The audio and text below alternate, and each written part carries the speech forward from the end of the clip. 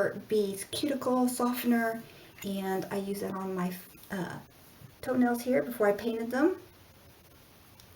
Just right here on the cuticles, and then I'm conditioning my nails with it because I'm not putting on fingernail polish. So just a little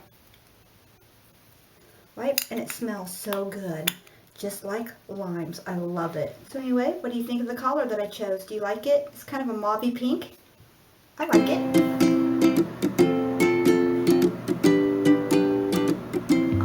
Now this healing ointment I'm going to put on the heels of my feet and any dry spots on my skin. I'll put a little bit here on my knees. Now I've already moisturized, but I believe in double moisturizing.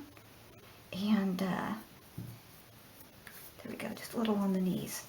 Now the heels of the feet, I moisturized while I was wet with the Cerava Hydrating Moisturizing Cream. Now I'm just going to get these feet better. And then I'm going to put socks on so I don't pick up debris off the rugs and the floors. I sweep about every other day up here, but it's not enough. Not when you have puppies, so I don't want to pick up dog hair. So I'm going to go ahead and slip on my socks.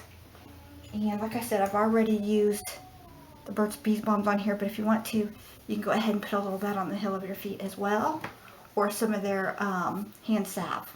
I want to show you these cracking heels. I don't know if you can see them or not, but man, they're a lot better than they were. I used to have to take and use a razor blade and scrape them. I know that sounds gross, but it would be so bad.